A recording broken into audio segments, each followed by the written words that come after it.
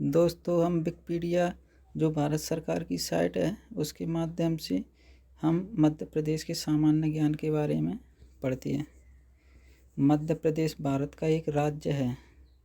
इसकी राजधानी भोपाल है। बता दें कि भारत में 28 राज्य और 8 केंद्र शासित प्रदेश हैं, जिनमें से मध्य प्रदेश भी एक राज्य है जिसकी राजधानी भोपाल है।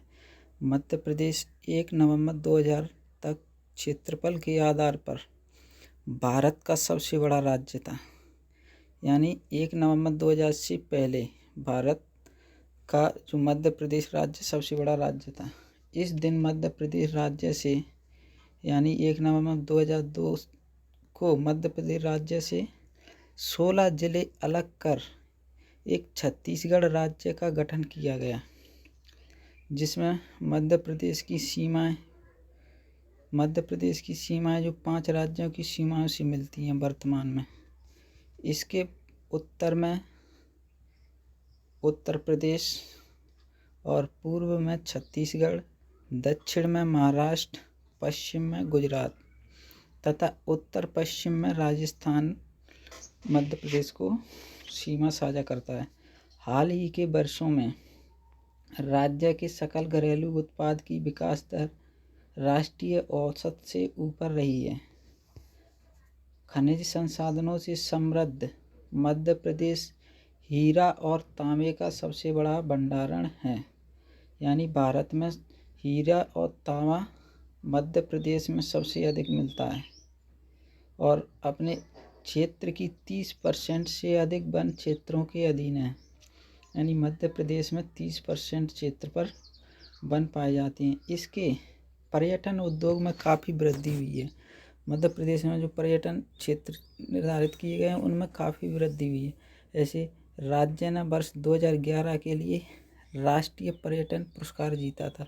क्वेश्चन आ सकता है कि मध्य प्रदेश ने राष्ट्रीय पर्यटन पुरस्कार कब जीता था? 2010-11 में। और मध्य प्रदेश मुख्य रूप से अपने पर्यटन के लिए भी जाना जाता है।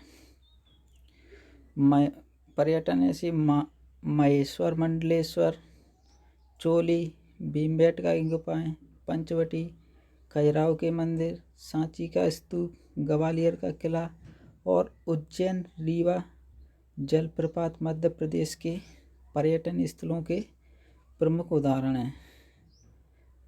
कौन कौन से बताए गए हैं? महामंडलेश्वर, चोली, भीमबेटका, पंचवटी, खजुराहो, सांची का स्तूप, ग्वालियर का किला, उज्जैन रीवा जलप्रपात, ये प्रमुख पर्यटन स्थल हैं। उदाहरण के लिए उज्जैन जिले में प्रत्येक 12 वर्षों में कुंभ का सिंहस्थ मेला पुण्य पर्व विश्व स्तर पर प्रसिद्ध है। यानी उज्जैन में जो उज्जैन क्षिप्रा नदी के किनारे है, वहाँ पर 12 वर्षों में कुंभ का मेला लगता है जो विश्व प्रसिद्ध है। चलो कुछ सामान्य जानकारी देखते हैं। राजधानी भोपाल, सबसे बड़ा शहर इंदौर, मध्य प्रदेश का सबसे बड़ा शहर इंदौर। और मध्य प्रदेश की जनसंख्या 7,26,26,809। क्वेश्चन पूछा जा सकता है मध्य प्रदेश की जनसंख्या कितनी है, तो बताना है 7,26,26,809। और जनसंख्या घनत्व 237 व्यक्ति प्रति वर्ग किलोमीटर। जनसंख्या घनत्व 237 वर्ग किलोमीटर। क्षेत्रफल की दृष्टि से क्षेत्रफल 3,08,02,52 किलोमीटर। 3,08,252 किलोमीटर। और जिले 52 जिले। राजभाषा क्या है? हिंदी, सिंधी और बुंदेली। और गठन कब किया गया था? 1 नवंबर 1956 को। सरकार, मध्य प्रदेश सरकार, राज्यपाल कौन है? आनंदीबेन पटेल। मुख्यमंत्री कौन है मध्य प्रदेश के? शिवराज सिंह चौहान। और विधानसभा सीटें कितनी हैं? 231। मध्य प्रदेश विधानसभा सीटों की संख्या पूछी जा सकती है, कितनी है? 231। और राज्यसभा सीटें 11 लोकसभा सीटें 29, यानी संसद के कुल सीटें मध्य प्रदेश से कुल सांसद चुने जाते हैं 11 और 29 सीटें मिलाकर होती हैं टोटल 40। तो 40 सांसद मध्य प्रदेश से चुने जाते हैं। उच्च न्यायालय मध्य प्रदेश का उच्च न्यायालय जो है जबलपुर में है, और जबलपुर में 2 खंडपीठ हैं, एक इंदौर में है, दूसरी ग्वालियर में। बाकी आगे देखते हैं इतिहास के बारे में कुछ जानकारी लेते हैं। स्वतंत्रता से पूर्व मध्य प्रदेश अपने वर्तमान स्वरूप से काफ़ी अलग था। ये तब यह मतलब उस स्वतंत्रता से पूर्व 3 से 4 हिस्सों में बटा हुआ था। 1950 में सर्वप्रथम मध्य प्रांत और बरार को छत्तीसगढ़ और मकराई रियासतों को मिलाकर मध्य प्रदेश का गठन किया गया। मध्य प्रदेश का गठन किन किन प्रांतों को मिलाकर? मध्य प्रांत और बरार को छत्तीसगढ़ और मकराई को रियासतों को मिलाकर मध्य प्रदेश का गठन किया गया। याद रखना 4 रियासतें मिली थी, मध्य प्रांत और बरार, छत्तीसगढ़ और मकराई। तब इसकी राजधानी नागपुर हुआ करती थी। जब मध्य प्रदेश का गठन नहीं हुआ था उस समय मध्य प्रदेश की राजधानी कहाँ पर थी? नागपुर में थी, जो अब वर्तमान में महाराष्ट्र में है। इसके बाद 1 नवंबर 1956 को मध्य भारत, विंध्य प्रदेश, भोपाल राज्यों को भी इसमें ही मिला लिया गया। किसको? मध्य भारत को, विंध्य प्रदेश को, भोपाल राज्यों को इसमें मिला लिया गया। जब दक्षिण के मराठी भाषी विदर्भ क्षेत्र को राजधानी नागपुर सहित जो आज महाराष्ट्र में है उसी बॉम्बे राज्य में स्थानांतरित कर दिया गया, यानी महाराष्ट्र को दे दिया गया। पहले जबलपुर को राज्य की राजधानी के रूप में चिन्हित किया जा रहा था। उस जबलपुर को है ना राज्य की राजधानी के रूप में चिन्हित किया गया था, राजधानी मतलब जबलपुर बनाने के लिए। लेकिन अंतिम समय में इस निर्णय को पलटकर भोपाल को नवीन राजधानी घोषित कर दिया गया, जो कि सीहोर जिले की एक तहसील हुआ करती। जो भोपाल है वो सीहोर जिले की तहसील हुआ करती थी पहले।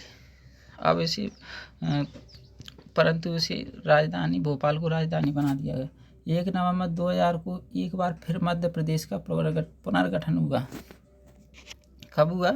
1 नवंबर 2000 को एक बार फिर मध्य प्रदेश का पुनर्गठन हुआ और छत्तीसगढ़ मध्य प्रदेश से अलग होकर भारत का 26वां राज्य बन गया। यानी मध्य प्रदेश से अलग होकर छत्तीसगढ़ कौन सा राज्य बना? 26वां राज्य बन गया।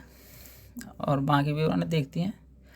भारत की संस्कृति में मध्य प्रदेश जगमगाते दीपक के समान है, जिसकी रोशनी की सर्वथा अलग प्रभाव और प्रभाव है। यहाँ विभिन्न संस्कृतियों की अनेकता में एकता का जैसा आकर्षक गुलदस्ता है।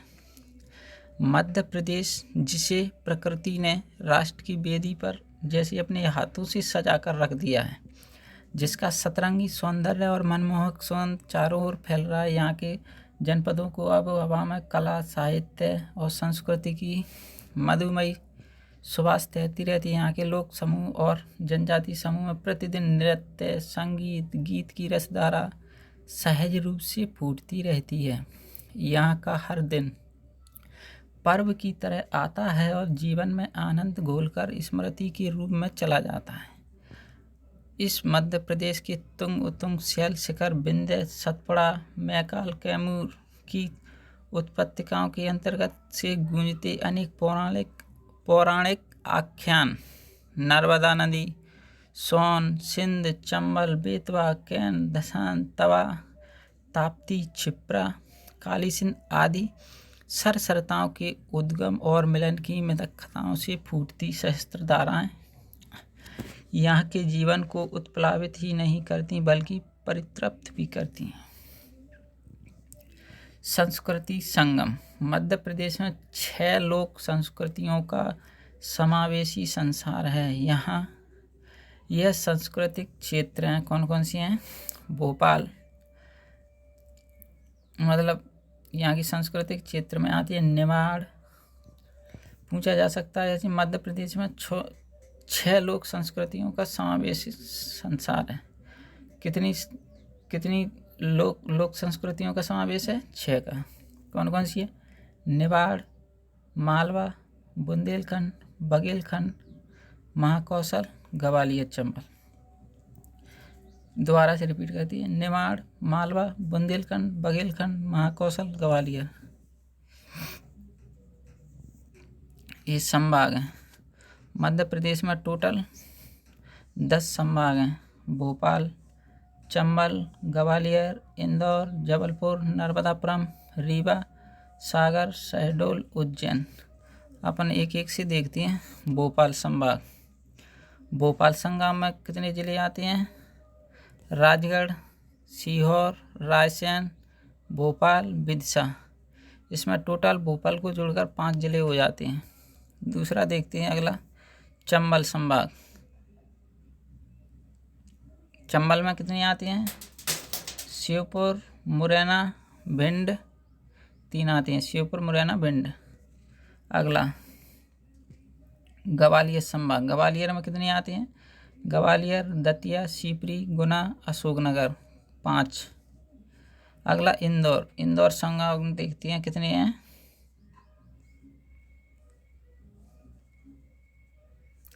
इंदौर में यदि इंदौर, धार, झाबुआ, अलीराजपुर, बड़वानी, खरगोन, खंडवा, बुरहानपुर। इंदौर, धार, झाबुआ, अलीराजपुर, बड़वानी, खरगोन, खंडवा, बुरहानपुर। टोटल हो गए 8। उसके बाद इंदौर संभाग के बाद जबलपुर संभाग।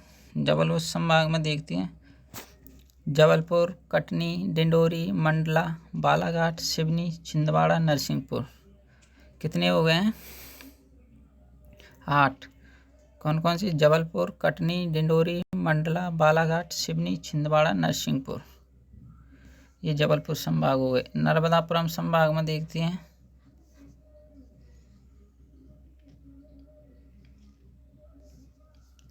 देख लेना दोस्तों, इसमें ये दिए हुए हैं। बाकी सभी संभाग आगे आप चेक कर लेना। आगे चलते हैं। प्रत्येक सांस्कृतिक क्षेत्र या भूभाग का एक अलग जीवंत लोक जीवन, साहित्य, संस्कृति, इतिहास, कला, बोली और प्रवेश है। मध्य प्रदेश लोक संस्कृति के मर्मज्ञ विद्वान श्री बसंत निर्गुणे लिखते हैं, संस्कृति किसी एक अकेले का दाय नहीं होती, उसमें पूरे समूह का सक्रिय सामूहिक दायित्व होता है। चलो आगे देखते हैं। इधर कोई इम्पोर्टेंट चीज़ नहीं है।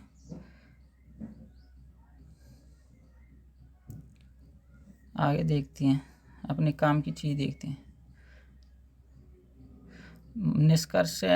निष्कर्ष पढ़ते हैं यहाँ पे। मध्य प्रदेश 6 सांस्कृतिक क्षेत्र जो बताए थे मैंने, निमाड़, मालवा, बुंदेलखंड, बघेलखंड, महाकौशल और ग्वालियर।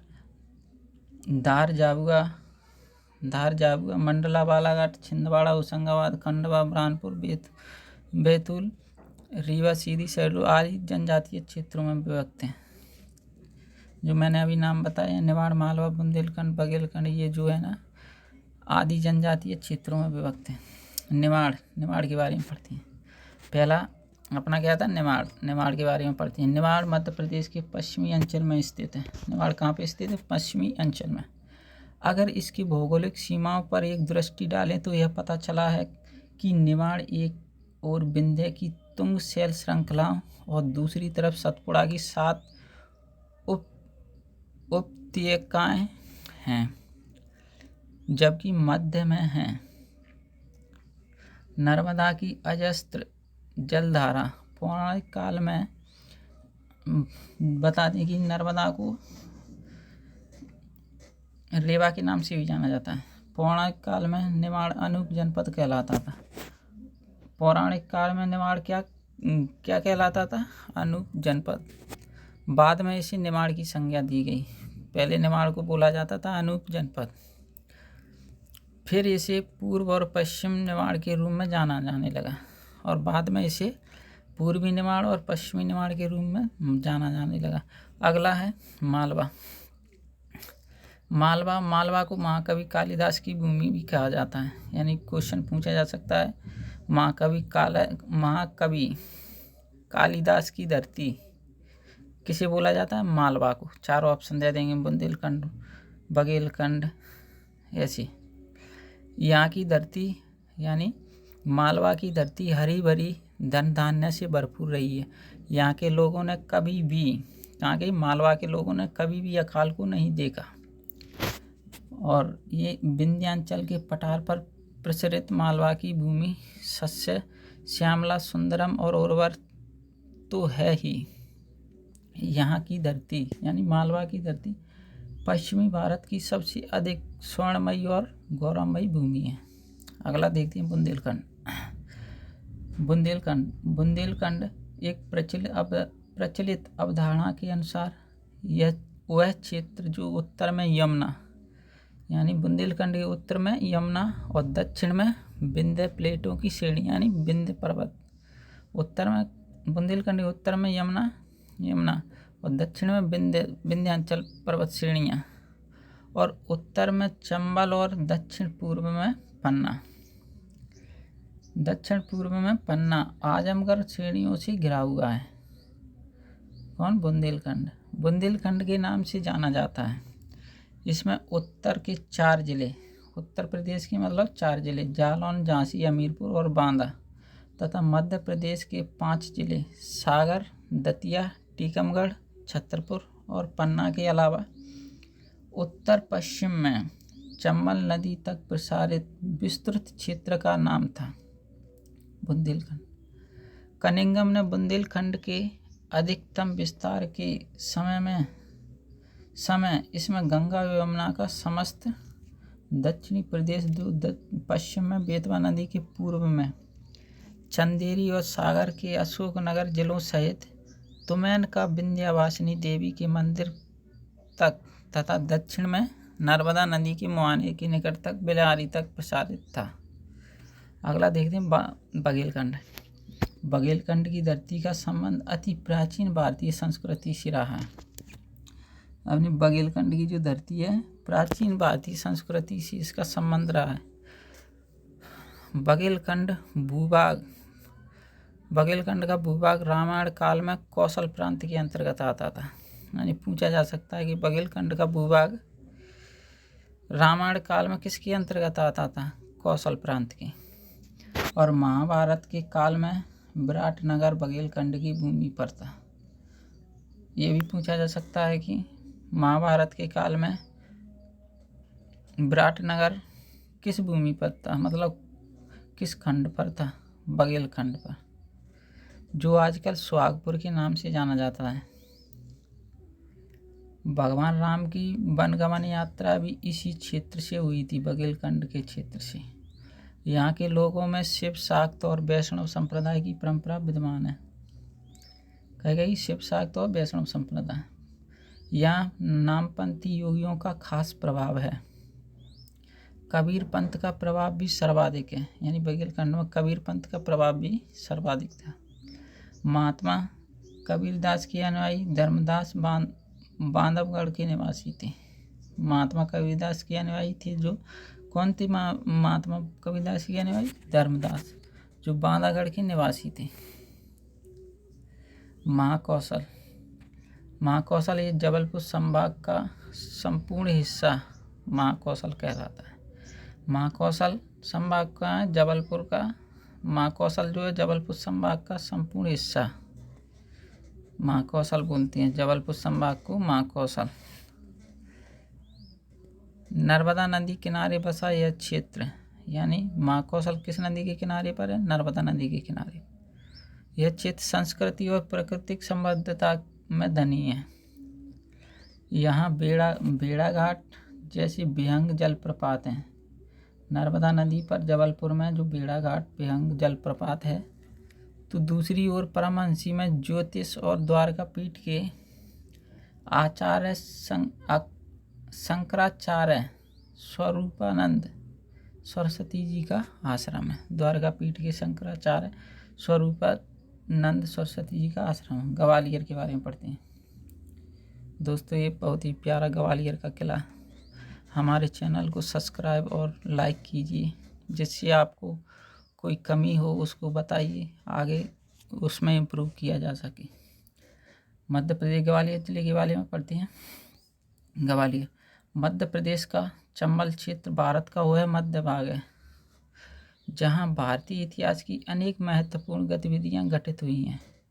इस क्षेत्र का सांस्कृतिक आर्थिक केंद्र ग्वालियर शहर रहा है। सांस्कृतिक रूप से भी यहाँ अनेक संस्कृतियों का आगमन और संगम हुआ है। राजनीतिक घटनाओं का भी यह क्षेत्र हर समय केंद्र रहा है। स्वतंत्रता से पहले यहाँ सिंधिया राज परिवार का शासन रहा था। पूछा जा सकता है कि ग्वालियर में स्वतंत्रता से पहले किस राज परिवार का शासन रहा था? तो आपको आंसर करना है, सिंधिया राज परिवार का शासन रहा था। 1857 का पहला स्वतंत्रता संग्राम झांसी की वीरांगना रानी लक्ष्मीबाई ने इसी भूमि पर लड़ा था। जो 1857 में जो स्वतंत्रता संग्राम की लड़ाई लड़ी गई थी ना, उस समय रानी लक्ष्मीबाई ने ग्वालियर भूमि पर ही प्रथम स्वतंत्रता संग्राम लड़ा था। और सांस्कृतिक गतिविधियों का केंद्र ग्वालियर अंचल संगीत, नृत्य, मूर्ति कला और चित्र अथवा लोक चित्र कला हो या फिर साहित्य, लोक कला,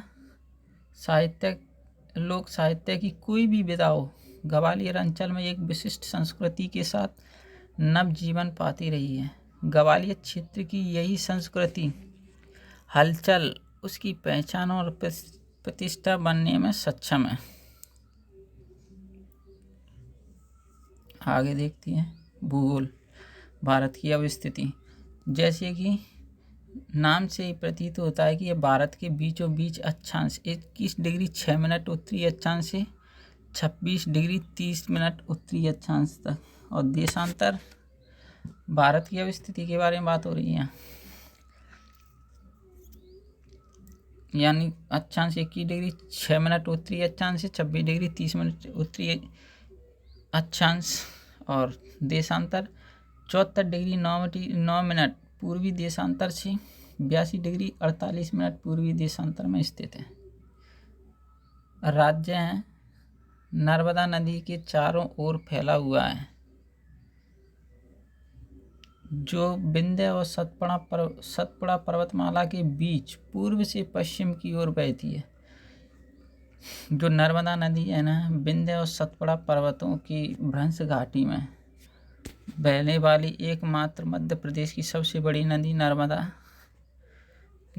जो मध्य प्रदेश, महाराष्ट्र और गुजरात से होती हुए एस्चुरी बनाते हुए अरब सागर की खाड़ी में गिर जाती है।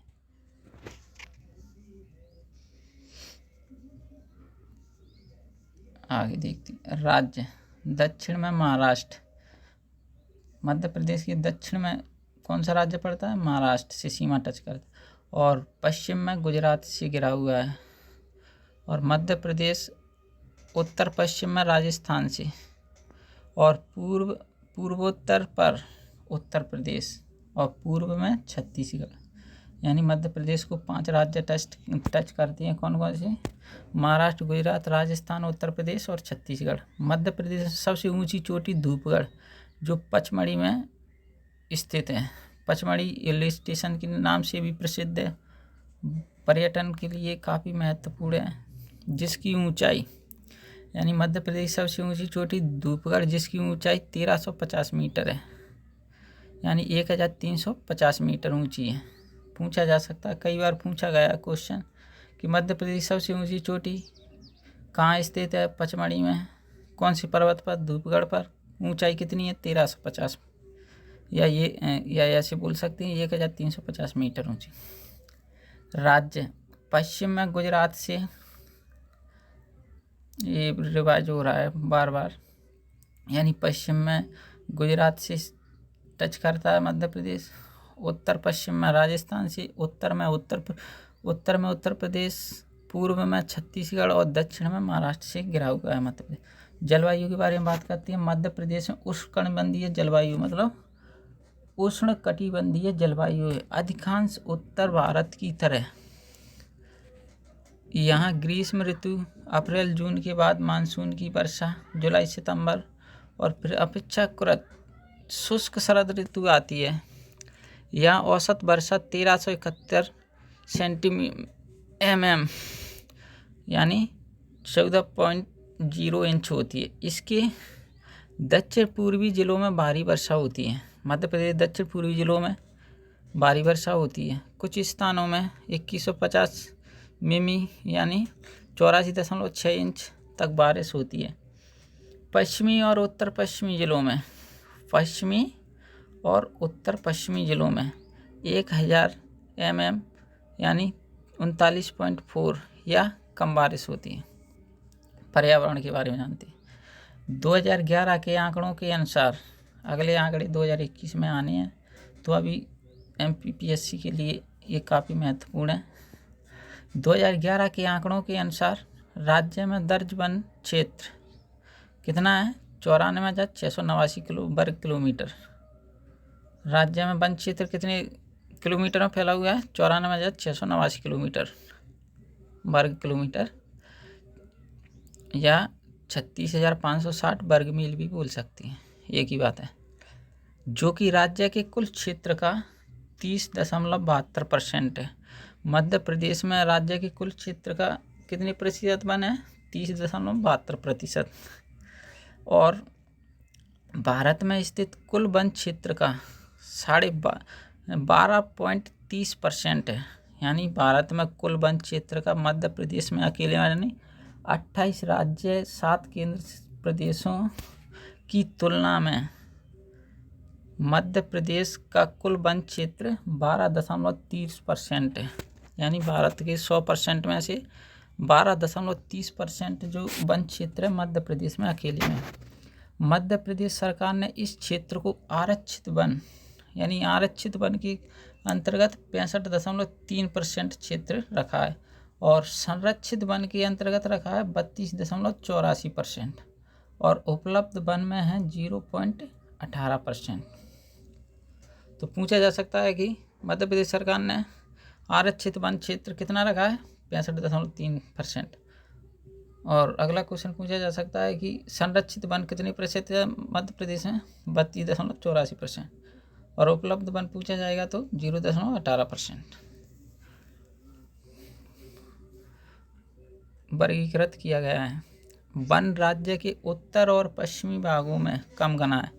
मतलब मध्य प्रदेश में जो उत्तरी और पश्चिमी भाग है उसमें कम घने जंगल पाए जाते हैं मध्य प्रदेश। जहाँ राज्य के प्रमुख शहर, राज्य में पाए जाने वाले मिट्टी के प्रमुख प्रकार, यानी मध्य प्रदेश में मिट्टी कहाँ कौन सी जगह पर पाई जाती है? यानी काली मिट्टी सबसे मुख्य रूप से मालवा क्षेत्र में। काली मिट्टी सबसे ज़्यादा कहाँ पाई जाती है? मालवा क्षेत्र में और महाकौशल में और दक्षिणी बुंदेलखंड में। मालवा, महाकौशल, बुंदेलखंड, इन्हें याद रखना महत्वपूर्ण है। काली मिट्टी का मुख्य रूप सबसे ज़्यादा मालवा के क्षेत्र में, फिर उसके बाद महाकौशल, फिर उसके बाद बुंदेलखंड में। मालवा, महाकौशल, बुंदेलखंड। और लाल पीली मिट्टी कहाँ पाई जाती है? बघेलखंड के क्षेत्र में। क्वेश्चन पूछा जा सकता है कि बघेलखंड के क्षेत्र में कौन सी मिट्टी पाई जाती है? लाल पीली। या ऐसे पूछा जा सकता है कि लाल पीली मिट्टी मध्य प्रदेश के किस भाग में पाई जाती है? तो बताना बघेलखंड के क्षेत्र में। और अगला जलोढ़ मिट्टी। जलोढ़ मिट्टी उत्तर पूर्वी मध्य प्रदेश में, उत्तर मध्य प्रदेश में पाई जाती है। यानी जलोढ़ मिट्टी जो है मध्य प्रदेश के उत्तरी भाग में पाई जाती है। और लैराइट मिट्टी ये ऑलैंड क्षेत्र में। मिश्रित मिट्टी पाई जाती है ग्वालियर और चंबल संभाग के कुछ हिस्सों में। पूछा जा सकता है मिश्रित मिट्टी मध्य प्रदेश के किस भाग में पाई जाती है? ये पाई जाती है ग्वालियर और चंबल संभाग के कुछ भाग में। या ऐसे पूछ सकते हैं ग्वालियर और चंबल संभाग के हिस्सों में यानी संभाग के कुछ हिस्सों में कौन सी मिट्टी पाई जाती है? मिश्रित। वनस्पति और जीव के बारे में पढ़ती हैं। वनस्पति और जीवों के बारे। चूँकि मध्य प्रदेश में सबसे अधिक वन क्षेत्र हैं, इसलिए यहाँ कौन कौन सी उद्यान राष्ट्रीय उद्यान है? बांधवगढ़ राष्ट्रीय उद्यान, कान्हा किसली राष्ट्रीय उद्यान, सतपुड़ा राष्ट्रीय अभयारण्य, संजय गांधी राष्ट्रीय उद्यान, माधवगढ़ राष्ट्रीय उद्यान, वन विहार राष्ट्रीय उद्यान, जीवाश्म राष्ट्रीय उद्यान, पन्ना राष्ट्रीय उद्यान और पेंच राष्ट्रीय उद्यान। मध्य प्रदेश में कुल कितने राष्ट्रीय उद्यान हैं? 9। याद रखना दोस्तों, एक बार रिवाइज कर देता हूँ। मध्य प्रदेश में कुल 9 राष्ट्रीय उद्यान हैं। कौन कौन सी? पहला बांधवगढ़ राष्ट्रीय उद्यान, दूसरा कान्हा राष्ट्रीय उद्यान, तीसरा सतपुड़ा राष्ट्रीय अभयारण्य, चौथा संजय गांधी राष्ट्रीय उद्यान, माधवगढ़ राष्ट्रीय उद्यान, छठा वन विहार राष्ट्रीय उद्यान और जीवाश्म राष्ट्रीय उद्यान, पन्ना राष्ट्रीय उद्यान और पेंच राष्ट्रीय उद्यान। यानी कुल 9 राष्ट्रीय उद्यान मध्य प्रदेश में है। 9 राष्ट्रीय उद्यान एवं विश्व का प्रथम व्हाइट टाइगर सफारी और जू मुकुंदपुर सतना में है। व्हाइट सफारी सफ़ेद सिंगों की भूमि किसको? रीवा को कहा जाता है। जू मुकुंद सतना में है। इसके अलावा यहाँ कई प्राकृतिक संरक्षण भी उपस्थित हैं, जिनमें अमरकंटक, बाघ की गुफाएं, बालाघाट, बोरी प्राकृतिक रिजर्व, केन घड़ियाल, घाटी गांव, कूनो, पालपुर, नरवर, चंबल, कुकड़ेश्वर, नरसिंह, नौरादेही, पचमढ़ी, पनपथा, शिकारगंज, पातालकोट और तामिया सम्मिलित हैं। सतपुड़ा रेंज में Pachmarhi biosphere reserve, Amarkantak biosphere reserve और पन्ना राष्ट्रीय उद्यान भारत में उपस्थित हैं। 18 बायोस्फीयर में से 3 अपने मध्य प्रदेश हैं। आपसे महत्वपूर्ण क्वेश्चन बन सकता है कि यानी भारत में कुल कितने बायोस्फीयर हैं? 18। पूरे भारत की बात हो रही है, मध्य प्रदेश की नहीं। 18 बायोस्फीयर हैं, जिनमें से 3 बायोस्फीयर कहाँ पे हैं? मध्य प्रदेश में, जो मध्य प्रदेश की सतपुड़ा रेंज में है। सतपुड़ा रेंज में कितने बायोस्फीयर हैं? 3 बायोस्फीयर। कौन कौन सी? Pachmarhi biosphere reserve, Amarkantak biosphere reserve, Panna राष्ट्रीय उद्यान। ये 3 बायोस्फीयर मध्य प्रदेश में हैं। टोटल भारत में 18 हैं, उनमें से 3 बायोस्फीयर मध्य प्रदेश में हैं। पचमढ़ी, अमरकंटक और पन्ना राष्ट्रीय उद्यान। आगे देखते हैं, ये दोबारा रिवाइज हो रहा है, पढ़ लेते हैं। कान्हा, बांधवगढ़, पेंच, पन्ना, सतपुड़ा राष्ट्रीय उद्यान बाघ परियोजना क्षेत्रों के रूप में काम करती हैं। ये मतलब ये है कान्हा, बांधवगढ़, कान्हा किसली राष्ट्रीय उद्यान, बांधवगढ़ राष्ट्रीय उद्यान, पेंच राष्ट्रीय उद्यान, पन्ना राष्ट्रीय उद्यान और सतपुड़ा राष्ट्रीय उद्यान जो है बाघ परियोजनाओं के क्षेत्र में काम करते हैं। कितने हैं? 1 2 3 4 5 राष्ट्रीय उद्यान है जो बाघ परियोजना के क्षेत्र में काम करते हैं। पूछा जा सकता है कि बाघ परियोजना के क्षेत्र मध्य प्रदेश में कितने राष्ट्रीय उद्यान कार्य करते हैं? तो है 5। कान्हा, बांधव, पेंच, पन्ना, सतपुड़ा। अभी मैंने बताया था कि मध्य प्रदेश में कितने राष्ट्रीय उद्यान हैं? 9। बायोस्फीयर कितनी है? 3। कौन कौन सी बायोस्फीयर हैं? महत्वपूर्ण है।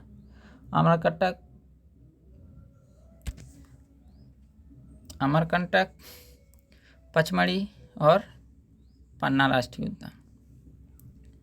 पन्ना बायोस्फीयर रिजर्व। राज्य के जंगलों में, जो मध्य प्रदेश के जंगलों में सागौन और साल के पेड़ बहुत आयत में पाए जाते हैं, मतलब अधिक मात्रा में पाए जाते हैं। नदियों के बारे में पढ़ती हैं, यानी नर्मदा नदी मध्य प्रदेश की सबसे प्रमुख और लंबी नदी है। नर्मदा नदी सबसे प्रमुख और सबसे लंबी नदी है और इसकी लंबाई कितनी है? 13-12 किलोमीटर, यानी 1312 किलोमीटर या 1312 किलोमीटर। नर्मदा नदी महत्वपूर्ण है। नर्मदा नदी को और कौन से नाम से जाना जाता है? बताइए। रेवा के नाम से भी जाना जाता है। ये क्वेश्चन कई बार पूछा जा चुका है। नर्मदा नदी का अन्य नाम रेवा भी है। यह दरार घाटी के माध्यम से, या दरार घाटी बोलो या भ्रंश घाटी बोलो, जो उत्तर में नर्मदा के उत्तर में आगे पड़ती है। यह दरार घाटी के माध्यम से पश्चिम की ओर बहती है। दरार या भ्रंश घाटी में बहती हुई पश्चिम की ओर बहती है। इसके उत्तर में विंध्याचल पर्वत श्रेणी और दक्षिण में सतपुड़ा। ये सतपुड़ा और विंध्याचल के बीच में बहने वाली नदी नर्मदा नदी। इसके उत्तरी किनारे में विंध्याचल की विशाल पर्वतमाला और जबकि दक्षिण में सतपुड़ा के पहाड़ों की रेंज, जो अभी मैंने बताया। इसकी सहायक नदियों में बंजार, तवा, मछना, शक्कर, देनवा और सोनभद्र नदियाँ आदि शामिल हैं। ताप्ती नदी भी नर्मदा के समांतर दरार घाटी या भ्रंश घाटी के माध्यम से बहती है। ताप्ती नदी भी है जो नर्मदा के समान ही दरार घाटी के माध्यम से या भ्रंश घाटी के माध्यम से बहती है। नर्मदा ताप्ती सिस्टम राज्य की प्रमुख नदियों में से है और मध्य प्रदेश की लगभग 1/4 भूमि क्षेत्र को जल प्रदान करती। यानी जो नर्मदा और ताप्ती नदी है जो राज्य की प्रमुख नदियों में से है, जो मध्य प्रदेश की लगभग 1/4 भूमि क्षेत्र को जल प्रदान करती हैं। बाकी की नदियां हैं चंबल है, क्षिप्रा है, काली सिंध, पार्वती, कूनो, सिंध, बेतवा, दसान, कैन, जो कि पूर्व की ओर बहती हैं। मध्य प्रदेश कौन कौन सी नदियां हैं जो पश्चिम की ओर बहती हैं, पूर्व से पश्चिम की ओर? ताप्ती और नर्मदा, और बाकी सब पूर्व की ओर और उत्तर की ओर बहती हैं। यमुना नदी में जाके मिलती हैं। जो नदी हैं बाकी नदियां चंबल, क्षिप्रा, काली सिंध, पार्वती, कूनो, सिंध, बेतवा, दसान, कैन, जो है ना कई में यमुना नदी की सहायक नदी हैं। यमुना में जाके उत्तर प्रदेश में यमुना में जाके मिल जाती हैं। क्षिप्रा नदी जिसके किनारे प्राचीन शहर उज्जैन बसा हुआ है, महत्वपूर्ण है। पूछा जा चुका है कई बार क्वेश्चन कि उज्जैन किस नदी के किनारे बसा हुआ है, या कौन सी नदी उज्जैन के पास से गुजरती है? क्षिप्रा। याद रखना दोस्तों, क्षिप्रा नदी, उज्जैन क्षिप्रा। हिंदू धर्म के सबसे पवित्र नदियों में से भी क्षिप्रा नदी को एक माना गया है। यानी क्षिप्रा नदी हिंदू धर्म की सबसे पवित्र नदी मानी गई है। यहाँ उज्जैन में क्षिप्रा नदी के किनारे 12 साल में सिंहस्थ कुंभ मेला आयोजित किया जाता है। यानी कुंभ मेला 12 साल बाद क्षिप्रा नदी के किनारे उज्जैन में आयोजित किया जाता है। इन नदियों द्वारा बहा के लाई गई जो जल मिट्टी जो कृषि के लिए समृद्ध होती है। यानी गंगा के पूर्वी भाग में सोन, टोंस, भियर, मध्य प्रदेश सबसे ऊंचा जलप्रपात भी है टोंस पर, तथा रेहंद नदियाँ सोन जो अमरकंटक के पास मैकाल पहाड़ों से निकलती। सोन नदी जो है अनूपपुर जिले के अमरकंटक नाम के स्थान से मैकाल पहाड़ी से निकलती है। सोन नदी जो दक्षिण में गंगा की सबसे बड़ी सहायक नदी है। यानी दक्षिण की सबसे बड़ी गंगा की सहायक नदी कौन सी है? सोन नदी। बताया जाता है कि सोन नदी में छोटे छोटे कुछ सोने के कण भी पाए जाते हैं उसकी रेत में। मैकाल पहाड़ी से निकलती है और दक्षिण में गंगा की सबसे बड़ी सहायक नदी कौन सी है? सोन नदी, जो बिहार के पटना में जाके गंगा नदी में मिल जाती है सोन नदी। हिमालय से ये थोड़ा गलत कर दिया गया है। सोन और उसकी सहायक नदियों गंगा में मानसून का अथाह जल प्रभाव लाते हैं। मतलब जब मानसून के द्वारा वर्षा होती है तो गंगा नदी का पानी काफ़ी बढ़ जाता है। इन नदियों द्वारा उसमें जल काफ़ी मात्रा में पहुंच जाता है। छत्तीसगढ़ राज्य के गठन के बाद छत्तीसगढ़ का राज्य का गठन कब हुआ? 1 नवंबर 2000 को 1 नवंबर 2000 को छत्तीसगढ़ राज्य के गठन के बाद महानदी बेसिन का बड़ा हिस्सा अब छत्तीसगढ़ में प्रवाहित होता है। यानी पहले जब पुनर्गठन नहीं हुआ था, मतलब जब छत्तीसगढ़ राज्य मध्य प्रदेश से अलग नहीं हुआ था तब महानदी बेसिन का बड़ा हिस्सा मध्य प्रदेश में प्रवाहित होता था, जो वर्तमान में अनूपपुर जिले के सहदेव के पास नदी का केवल 154 वर्ग किलोमीटर बेसिन क्षेत्र में है। बेसिन क्षेत्रीय मध्य प्रदेश में बहता है, लेकिन अब ये जो है महानदी छत्तीसगढ़ राज्य में है, क्योंकि अब मध्य प्रदेश में नहीं है। कई महत्वपूर्ण राज्य के विकास में सिंचाई परियोजना कार्य देते हैं।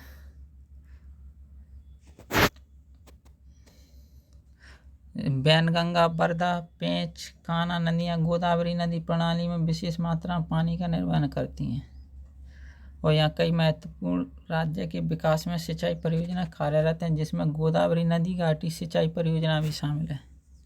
ये रही नर्मदा नदी, सोन नदी उमरिया जिला, भेड़ाघाट संगमरमर की चट्टानों के माध्यम से बहती नर्मदा घाटी। अगला देखते हैं क्षिप्रा नदी, श्री राम घाट उज्जैन। क्षिप्रा नदी याद रखना, क्षिप्रा नदी उज्जैन क्षिप्रा नदी किनारे पर है। बेतवा नदी जो अशोकनगर जिले में। क्षेत्र मध्य प्रदेश निम्न कृषि जलवायु क्षेत्रों में बांटा गया। कौन कौन सी जलवायु निम्न जलवायु क्षेत्र हैं? कैमूर पठार और सतपुड़ा पहाड़ी।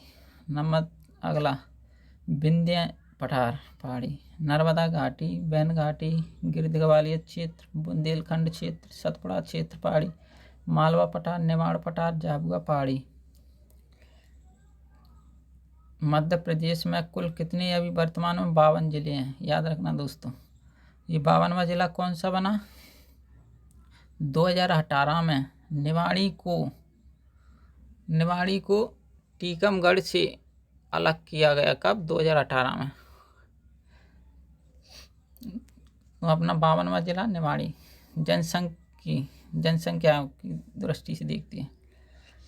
वर्ष 2011 की जनगणना के अंतिम आंकड़ों के अनुसार 2011 की जनगणना के आंकड़ों के अनुसार है कि मध्य प्रदेश में कुल जनसंख्या 7,26,26,809 है।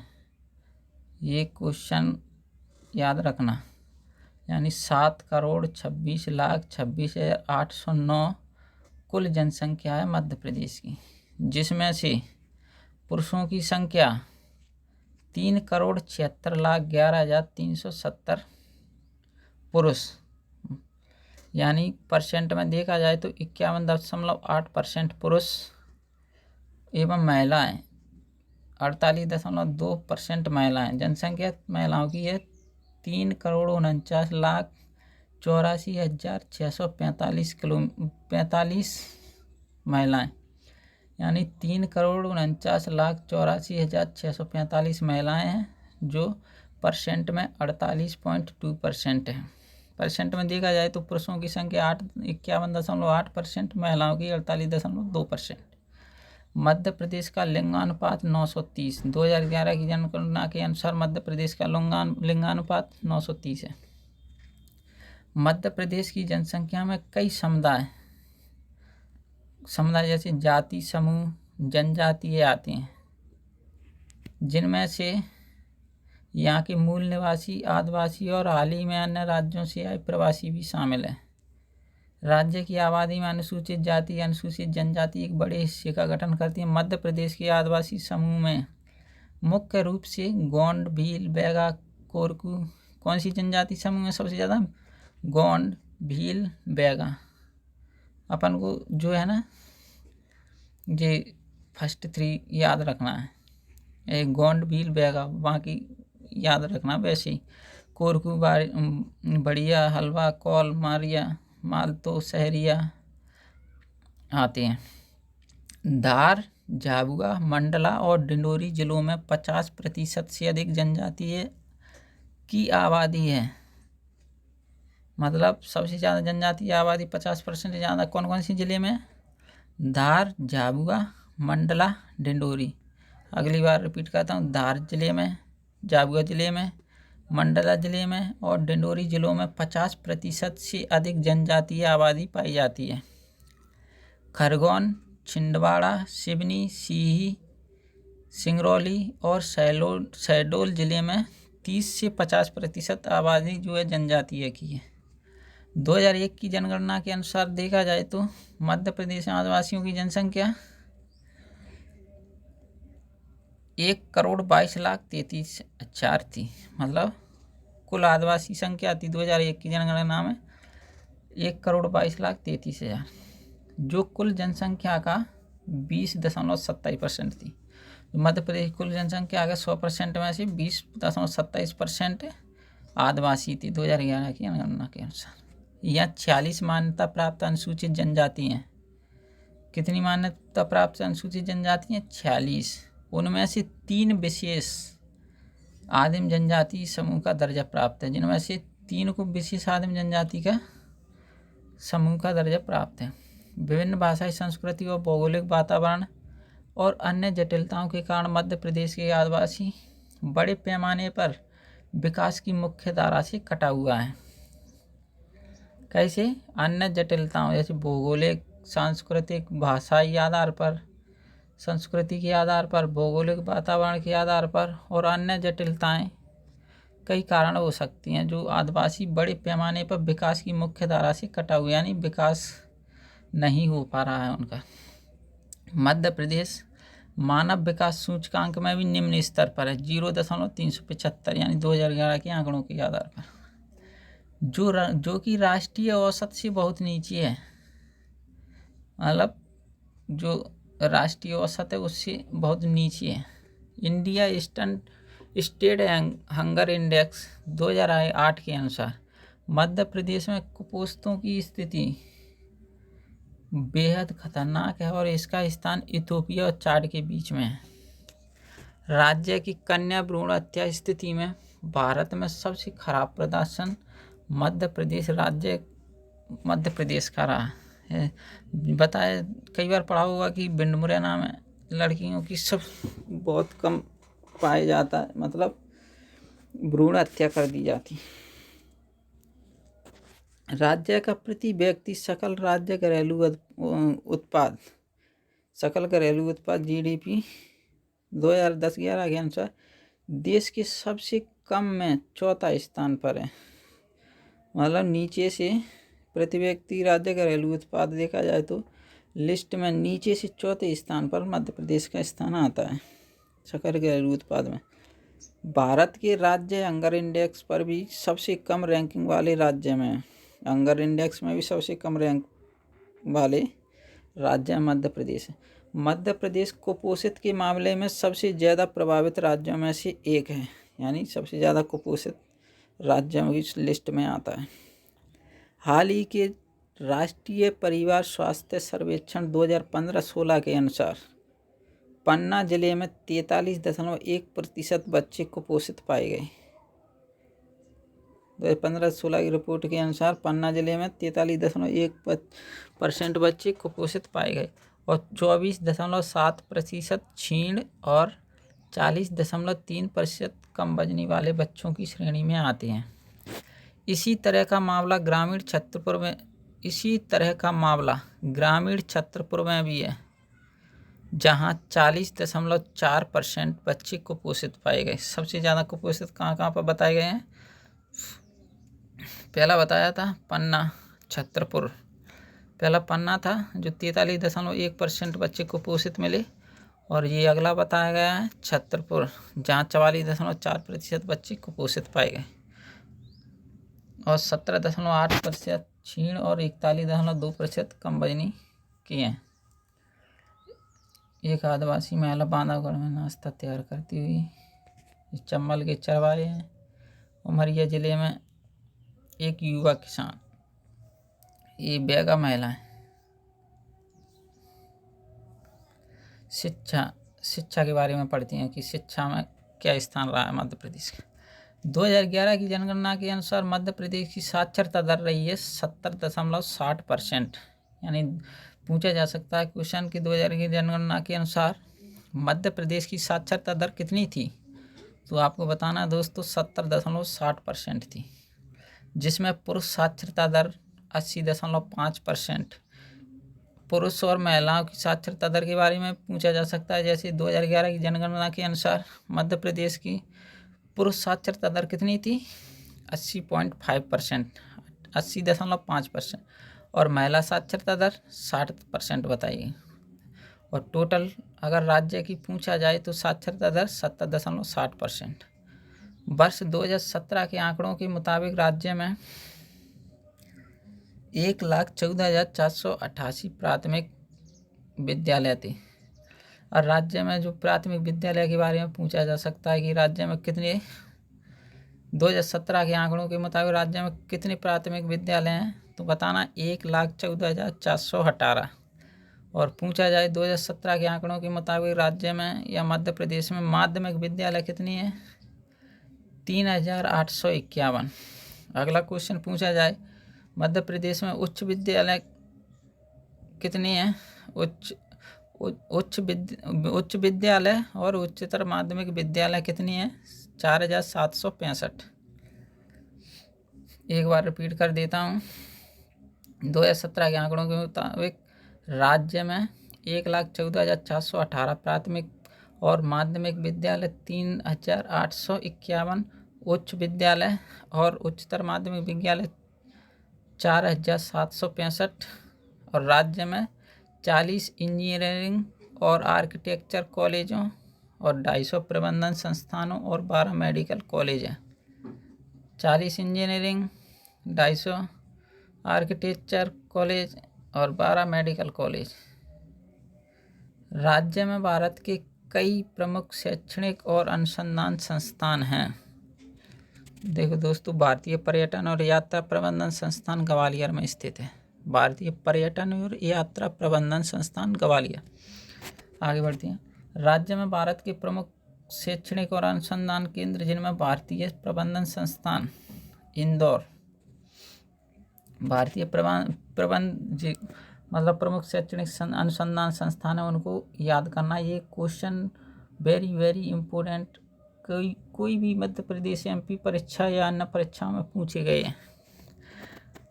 पहला है भारतीय प्रबंध संस्थान, कहाँ पे? IIM इंदौर। भारतीय प्रौद्योगिकी संस्थान IIT इंदौर। अखिल भारतीय आयुर्विज्ञान संस्थान एम्स कहाँ? भोपाल। भारतीय विज्ञान शिक्षा एवं अनुसंधान संस्थान भोपाल। भारतीय पर्यटन और यात्रा प्रबंधन संस्थान, जो अभी मैंने बताया था, पर्यटन और यात्रा प्रबंधन कहाँ? ग्वालियर में बताया था। ये बना होगा।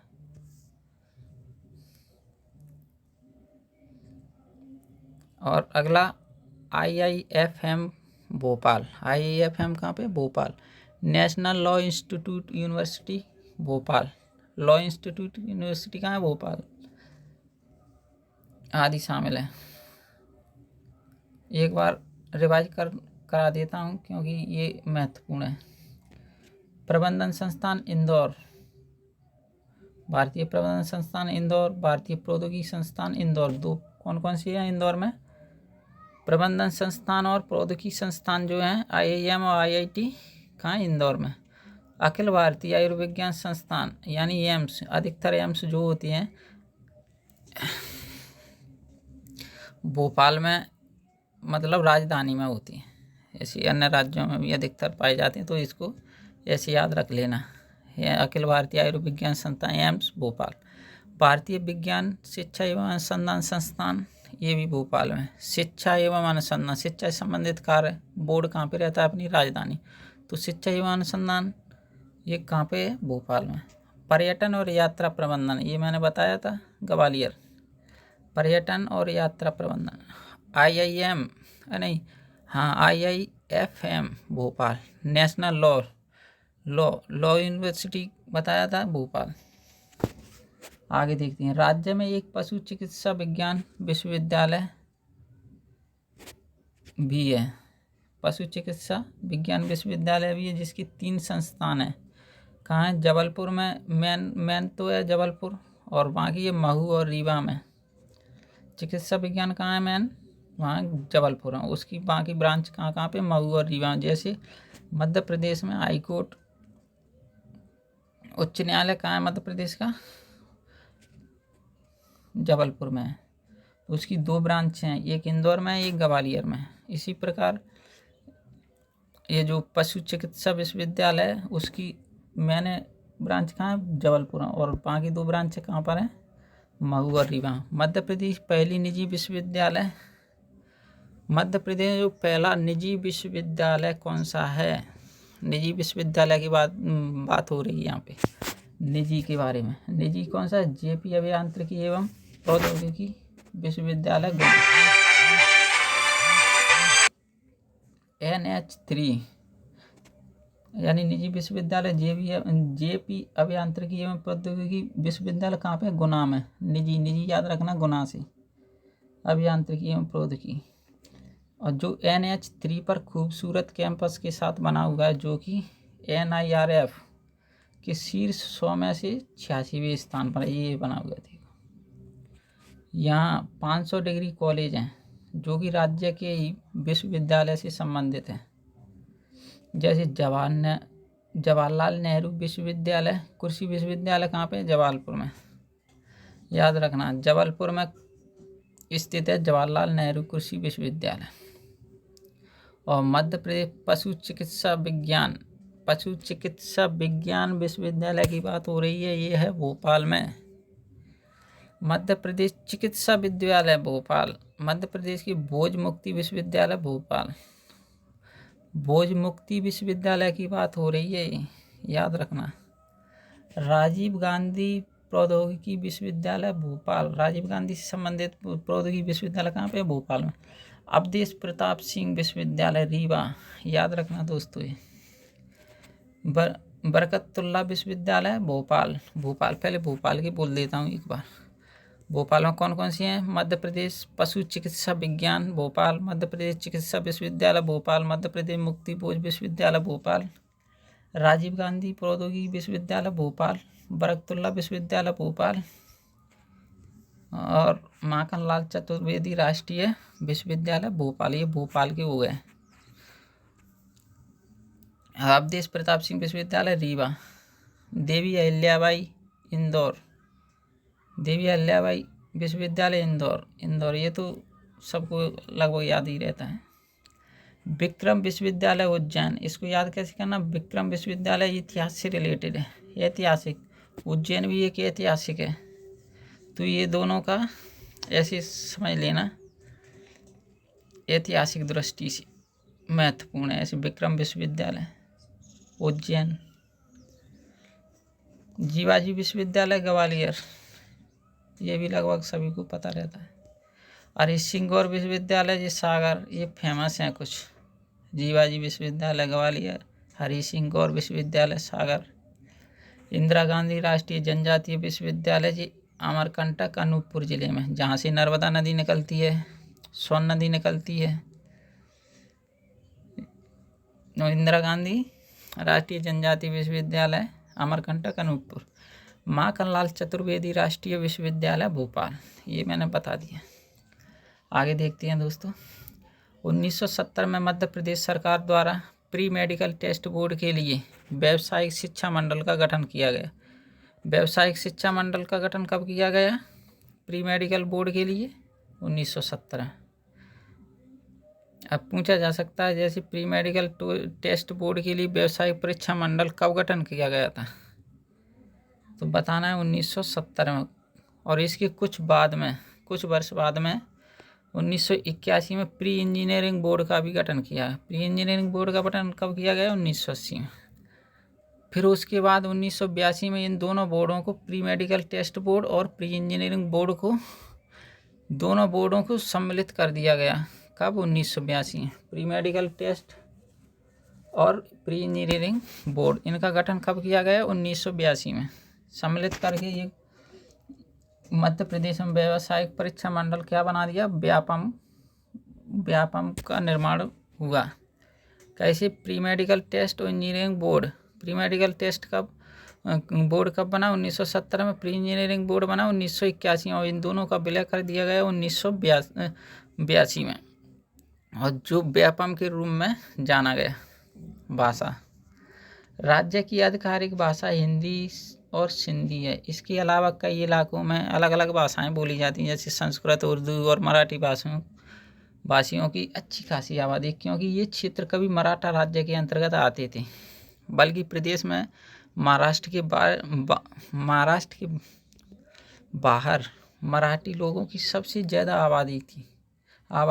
यहाँ कई क्षेत्रीय बोलियाँ भी बोली जाती हैं, जो कि कुछ लोगों के अनुसार हिंदी से ही निकलकर बनी हुई हैं, जबकि कुछ के अनुसार अलग या अन्य भाषा से संबंधित हैं। इन बोलियों के अलावा मालवा के मालवी, निमाड़ी जैसी बोलियां हैं।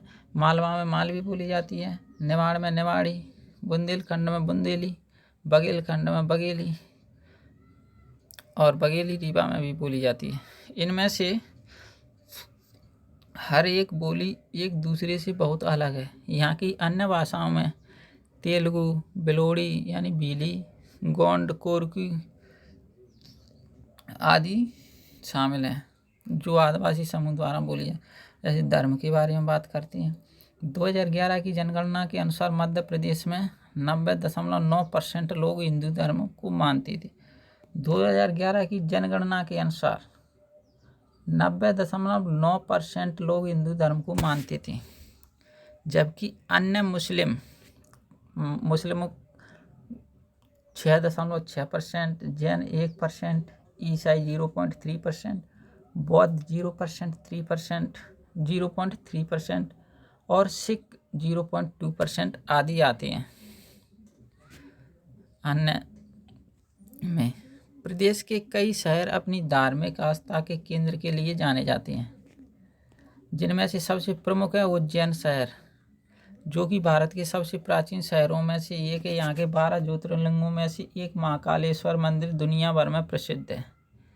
यानी भारत के सबसे प्राचीन शहरों में से एक, जो 12 ज्योतिर्लिंगों में से एक महाकालेश्वर मंदिर दुनिया भर में प्रसिद्ध है। शहरों में बहने वाली क्षिप्रा नदी, शहर में या बहने वाली क्षिप्रा नदी के किनारे प्रसिद्ध कुंभ मेला लगता है। शहर को था उज्जैन शहर के किनारे जो क्षिप्रा नदी बहती है, उसके किनारे पर जो है उज्जैन में कुंभ का मेला लगता है हर 12 वर्ष बाद।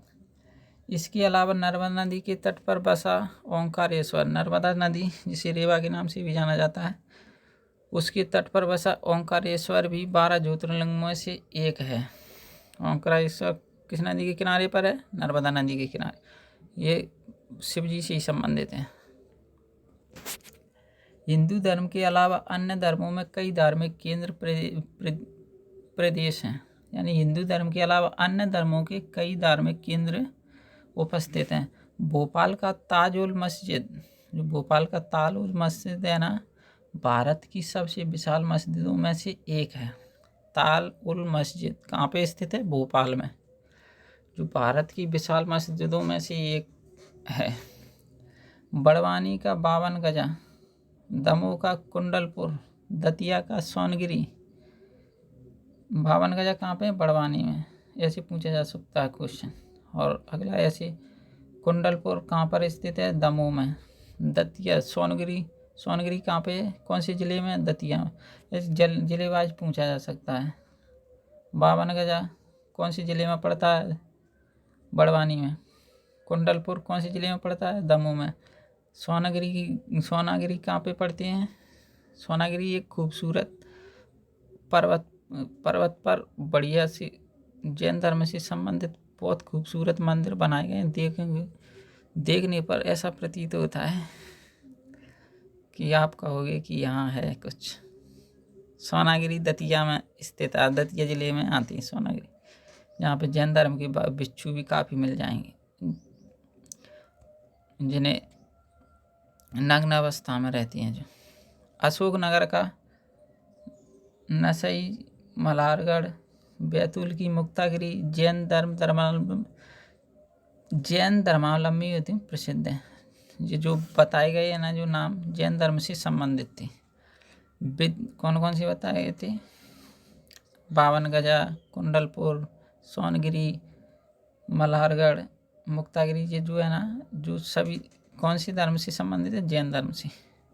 विदिशा नगरी 10वें तीर्थकर भगवान शीतलनाथ की गर्भ जन्म और तप कल्याण की भूमि है। ऐसे याद रखना दोस्तों, 10वें तीर्थकर जो भगवान शीतलनाथ थे उनकी गर्भ जन्म और तप कल्याण की भूमि कौन सी है? विदिशा। विदिशा 10वें तीर्थकर भगवान शीतलनाथ की गर्भ भूमि है, ऐसे भी याद रख सकते हैं। या फिर ऐसे विदिशा से याद रखना, विदिशा भगवान शीतलनाथ 10वें तीर्थकर भगवान शीतलनाथ से संबंधित है विदिशा।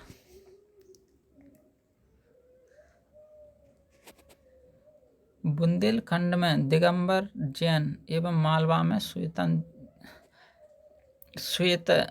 श्वेतांबर जैन बहुलता से पाए जाते हैं। यानी बुंदेलखंड में दिगंबर जैन पाए जाते हैं और मालवा में श्वेतांबर। क्वेश्चन पूछा जा सकता है कि बुंदेलखंड में कौन सी जैन, मतलब बुंदेलखंड में जैन बहुलता पाई जाती है, कौन सी पाई जाती है? दिगंबर या श्वेतांबर। तो बताना बुंदेलखंड में दिगंबर एवं मालवा में श्वेतांबर जैन बहुलता पाई जाती है। यानी बुंदेलखंड में दिगंबर जैन समुदाय का एक पंथ और स्थापित हुआ जो तारण पंथ कहलाया। बुंदेलखंड में दिगंबर जैन समुदाय का एक पंथ स्थापित हुआ। कौन का? दिगंबर का एक और पंथ स्थापित बुंदेलखंड, जो तारण पंथ कहला। वहीं सांची में स्थित सांची का स्तूप बौद्ध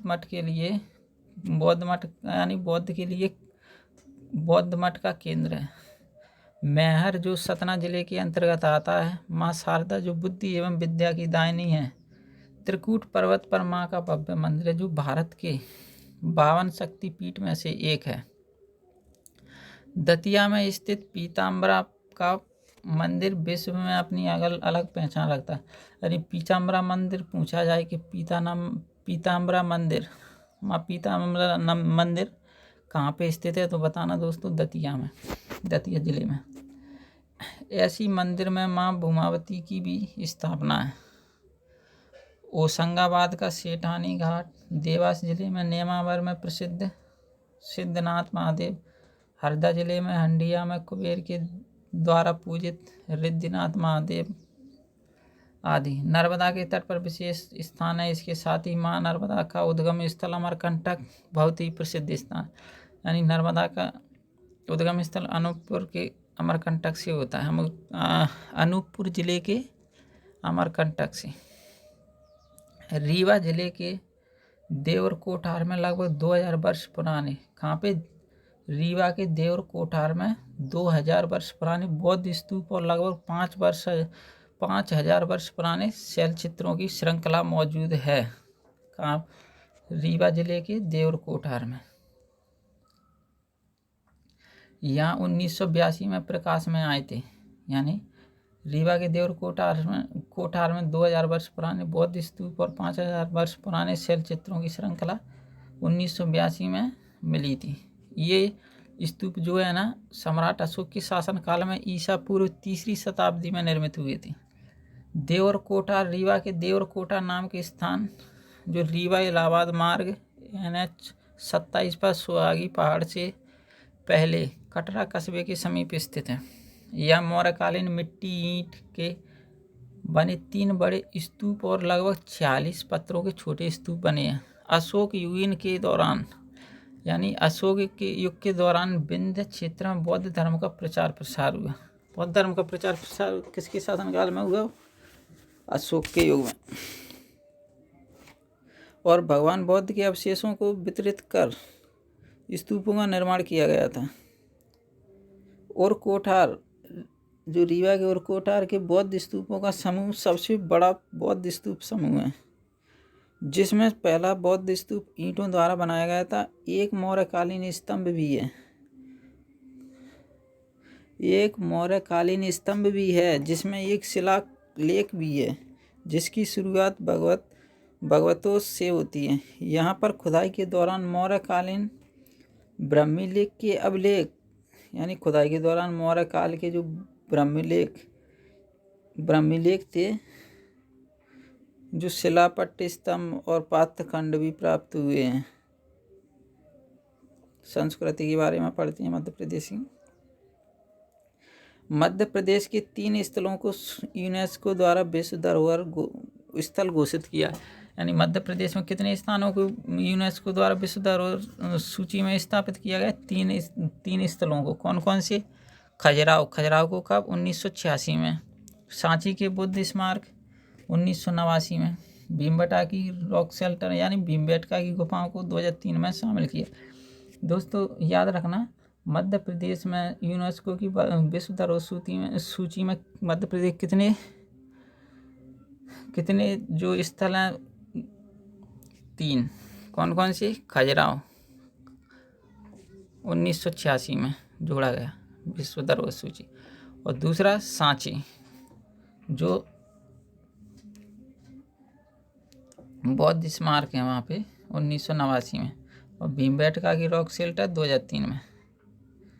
3 याद रखना, खजुराहो, सांची, भीमबेटका, ये विश्व धरोहर सूची में शामिल है।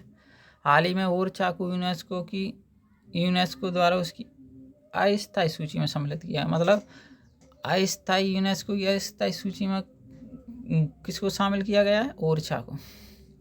अन्य वास्तुशिल्पीय दृष्टि से प्राकृतिक स्थलों में, अन्य जो वास्तुशिल्पीय दृष्टि से देखेंगे तो प्राकृतिक स्थलों में जो है अजयगढ़, अमरकंटक, आशीरगढ़, बांधवगढ़, 52 गजा, भोपाल, विदिशा, चंदेरी, चित्रकूट, धार, ग्वालियर, इंदौर, जबलपुर, बुरहानपुर, माहेश्वर, मंडलेश्वर, मांडू, ओंकारेश्वर, ओरछा, पचमढ़ी, शिवपुरी, सोनागिरी, मंडला और उज्जैन शामिल है।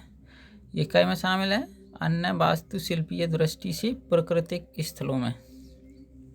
आगे देखते हैं। मध्य प्रदेश में अपनी शास्त्रीय और लोक संगीत के लिए विख्यात है। यानी मध्य प्रदेश अपने शास्त्रीय और लोक संगीत के लिए प्रसिद्ध है। शास्त्रीय और लोक संगीत। विख्यात हिंदुस्तानी शास्त्रीय संगीत घरानों में जो विख्यात हैं, फेमस हैं संगीत घराने, उनमें मध्य प्रदेश मेहर घराने, ग्वालियर घराने और सैनिया घराने शामिल हैं। मध्यकालीन भारत के सबसे विख्यात 2 गायक, मध्यकालीन भारत की बात हो रही है यहाँ पे, मध्यकालीन भारत के सबसे विख्यात 2 गायक कौन कौन से थे? एक तो था तानसेन, दूसरा था बैजू बावरा, जो वर्तमान मध्य प्रदेश के ग्वालियर के पास पैदा हुए थे, यानी ग्वालियर जिले में पैदा हुए थे। मध्यकालीन भारत के 2 विख्यात गायक कौन से हैं? ये नाम पूछा जा सकता है तो आपको बताना दोस्तों, तानसेन और बैजू बावरा, जो मध्य प्रदेश के ग्वालियर जिले में पैदा हुए थे। प्रसिद्ध ध्रुपद कलाकार अमीनुद्दीन डागर जो इंदौर के थे, और गुदेंचा ब्रदर्स उज्जैन के, और उदय बावलकर उज्जैन के भी वर्तमान के मध्य प्रदेश में पैदा हुए थे। जो गायक कलाकार थे। माँ विंध्यवासिनी मंदिर अति प्राचीन मंदिर है। विंध्यवासिनी मंदिर अति प्राचीन मंदिर है। ये अशोकनगर जिले में स्थित है। यानी पूछा जा सकता है कि विंध्यवासिनी मंदिर कहाँ पर स्थित है? ये अशोकनगर जिले से दक्षिण दिशा की ओर तुमैन में स्थित है। यहाँ खुदाई की प्राचीन मूर्तियाँ मिली, खुदाई करने पर यहाँ पे प्राचीन मूर्तियाँ मिली काफ़ी। और यहाँ का राजा मोरध्वज की नगरी से भी जाना जाता है। मतलब यहाँ जो राज्य था, जो मोरध्वज की नगरी के नाम से भी जाना जाता है। यहाँ कई प्राचीन दार्शनिक स्थलों में मोरध्वज की नगरी कौन सी जिले में बताई गई है? अशोकनगर में। यहाँ से जो है ना खुदाई में प्राचीन मूर्तियाँ भी मिली हैं। कई दार्शनिक स्थल जो मोरध्वज की नगरी के नाम से जानी जाती है, अशोकनगर। यहाँ कई प्राचीन दार्शनिक स्थलों में बलराम मंदिर, हजारमुखी महादेव मंदिर, त्रिवेणी संगम, बौद्ध प्रतिमाएं, लाखा बंजारा, बाकर की गुफाएं आदि कई स्थल हैं। यानी पार्श्व गायक कौन कौन से? किशोर कुमार जो खंडवा से रिलेटेड है, खंडवा जिले से, और लता मंगेशकर जो इंदौर जिले से संबंधित। इनका जन्म भी मध्य प्रदेश में हुआ है। कुमार किशोर खंडवा, लता मंगेशकर, इंदौर, इनका जन्म मध्य प्रदेश में। स्थानीय लोक गायन की शैली में फाग, स्थानीय लोक शैली मतलब स्थानीय लोग जो अपनी शैलियों में कौन कौन सी हैं? फाग, बरतरी, संजा गीत, गोपा, कालबेलिया, भट्ट, भांड, चरण, बसदेवा, विदेशिया, कलगी, तुर्रा, गुरनिया, आला, पंडवानी गायन और गरबा गिरवी गोवालम शामिल है। मध्य प्रदेश के लोक नृत्य कौन कौन सी है? मध्य प्रदेश के लोक नृत्य में क्या आता है? मध्य प्रदेश के बदाई, राई, शायरा, जावरा, शेर, अखाड़ा, शैतान, बरेदी, कर्म, काठी, आग, सैला, मौनी, धमराई, कनरा, भगोरिया, दशहरा, ददरिया, दुलदुल, घोड़ी, लहंगी घोड़ी, पेपरिया, मांडल्य, डंडा, एडीए खड़ा, दादेल, मटकी, बिरहा, अहिराई, परधोनी, बिल्मा, दादर और कलश शामिल है। अर्थव्यवस्था के बारे में बात करते हैं। अर्थव्यवस्था के बारे में बात करती है मध्य प्रदेश की। मध्य प्रदेश सकल राज्य घरेलू उत्पाद, मध्य प्रदेश की सकल राज्य घरेलू उत्पाद वर्ष 2014-15 के लिए 84.27 बिलियन डॉलर था। सकल घरेलू उत्पाद 2014-15 में कितना था? 84.27 मिलियन। प्रति व्यक्ति आय 2013-14 में 87,145 और देश के अंतिम छठे स्थान पर है। 87,145 डॉलर था जो देश के अंतिम से छठे स्थान पर है। और 1999-2008 के बीच में राज्य की सालाना वृद्धि दर बहुत कम रही, 3.5%। इसके बाद राज्य के सकल घरेलू उत्पाद की वृद्धि दर में काफ़ी सुधार हुआ और 2010-11 और 2011-12 के दौरान 8% एवं 12% क्रम से बढ़ गया। आगे देखते हैं। राज्य में कृषि प्रधान यानी मध्य प्रदेश में कृषि प्रधान राज्य अर्थव्यवस्था है। मध्य प्रदेश की अर्थव्यवस्था कैसी है? कृषि प्रधान। क्वेश्चन पूछा जा सकता है, यहाँ से बन सकता है कि मध्य प्रदेश की अर्थव्यवस्था कैसी है? कृषि प्रधान है। मध्य प्रदेश की प्रमुख फसलों में गेहूँ, चावल, सोयाबीन, चना, मक्का, कपास, राई, सरसों, अरहर आदि शामिल है। मध्य प्रदेश में इंदौर सोयाबीन की मंडी के लिए प्रसिद्ध है। मतलब सोयाबीन की जो मंडी है उसके लिए कौन सा जिला प्रसिद्ध है? इंदौर। और गेहूं की मंडी के लिए सीहोर। दोस्तों याद रखना, सोयाबीन इंदौर, सोयाबीन मंडी फेमस है इंदौर और गेहूं मंडी फेमस सीहोर में। यानी लघु वनोपज जैसे कि तेंदू, जिसके पत्ते का बीड़ी बनाने में इस्तेमाल किया। तेंदू के पत्ते का जो है इस्तेमाल क्या में किया जाता है? बीड़ी बनाने में। ये पूछा जा सकता है कभी क्वेश्चन, पूछा भी गया है। तेंदू के पत्ते से बीड़ी बनाई जाती है। साल बीज और सागौन बीज, साल के बीज और सागौन के बीज पेड़ों के बारे में बात हो रही। और लाख आदि राज्य की ग्रामीण अर्थव्यवस्था में योगदान देते हैं। साल के बीज, सागौन के बीज और लाख आदि राज्य की ग्रामीण अर्थव्यवस्था में योगदान देते हैं। मध्य प्रदेश में विशेष आर्थिक क्षेत्र जिनमें से 3 ITES इंदौर ग्वालियर, एक खनिज आधारित जबलपुर और एक कृषि आधारित जबलपुर शामिल है। अक्टूबर 2011 में 14 सेज प्रस्तावित किए गए, जिनमें से 10 ITES आधारित। इंदौर राज्य का प्रमुख वाणिज्यिक केंद्र है। यानी ये कई बार 2019-20 की परीक्षा में भी पूछा गया था। इंदौर ऐसे राज्य का प्रमुख वाणिज्यिक केंद्र, मध्य प्रदेश का प्रमुख वाणिज्यिक केंद्र कौन सा है? तो आपको टिक लगाना है इंदौर। या उद्योग राजधानी इंदौर। इसके राज्य के केंद्र में स्थित होने के कारण यहाँ कई उपभोक्ता वस्तु कंपनियां अपने निर्माण केंद्रों की स्थापना कर चुकी हैं। राज्य में भारत का हीरा और तांबे का सबसे बड़ा भंडार है। यानी मध्य प्रदेश में पूछा जाए कि सबसे बड़ा भंडारण किसका है, तो या तो हीरा आ जाए या तांबा, कोई भी क्वेश्चन लगा देना। भारत में सबसे बड़ा हीरे और तांबे का उत्पादन करता मध्य प्रदेश ही है। अन्य प्रमुख खनिज भंडारण में अन्य में जो कम मात्रा में पाए जाते कोयला, कोलवेट, मीथेन, यानी कोयला, कोलवेट, मीथेन, मैग्नीज और डोलोमाइट शामिल है। मध्य प्रदेश में 6 आयुध कारखाने हैं। पूछा जाए कि मध्य प्रदेश में कितने आयुध कारखाने हैं? 6, जिनमें से 4 आयुध कारखाने कहाँ पे हैं? जबलपुर में। कौन कौन सी हैं जबलपुर में?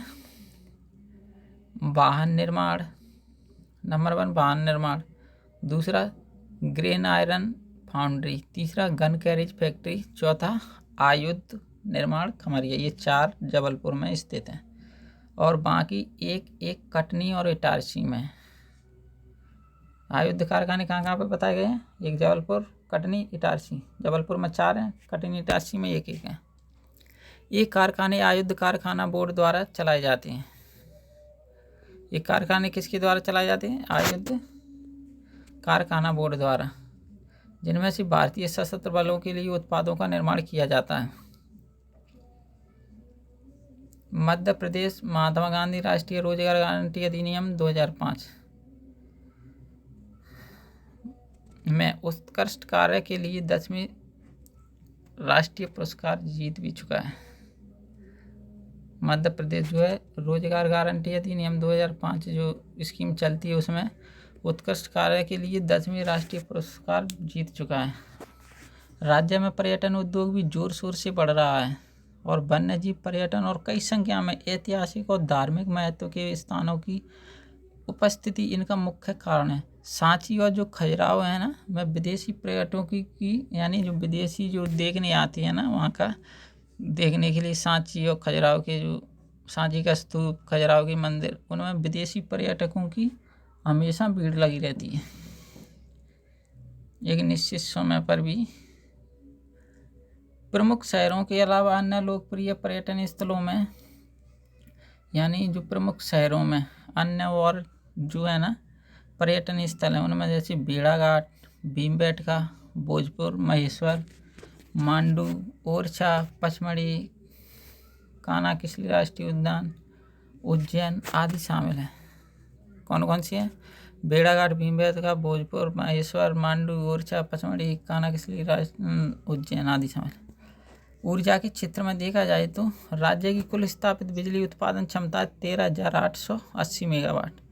बिजली उत्पादन क्षमता कितनी है मध्य प्रदेश की? 13,880 मेगावाट, जो 31 मार्च 2015 का आंकड़ा है। सभी राज्यों की तुलना में मध्य प्रदेश की बिजली उत्पादन में सबसे ज़्यादा वार्षिक वृद्धि 40.18% दर्ज की गई है। हाल ही में मध्य प्रदेश सरकार द्वारा भवन के सबसे बड़े सौर संयंत्र योजना बनाई गई है।